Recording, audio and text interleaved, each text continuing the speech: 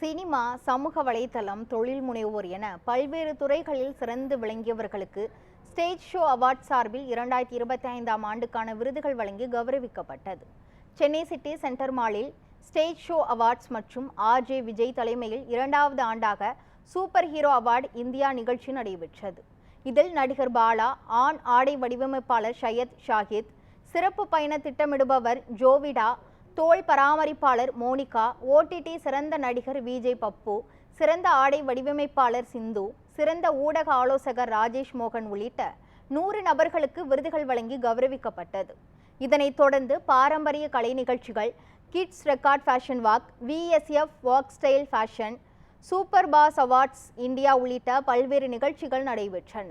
இந்த விருது விழாவில் திரைப்பட இயக்குனர் Ganesh Narayanan, Rotary district governor Mahaveerar, RSM for corporate relationship Anand Shanmugavel, சின்னத்திரை நடிகர் சரத், நடிகர் சத்யா, சமூக ஆர்வலர் அன்சரி, அதிமுக முன்னாள் அமைச்சர் பாண்டியராஜன், நியூஸ் 7 தமிழ் தொலைக்காட்சி சீனியர் ஸ்ட்ராட்டஜிக் அட்வைசர் ஷியாம்குமார், சின்னத்திரை நடிகர்கள் உள்ளிட்டோர் பலர் கலந்து கொண்டனர்.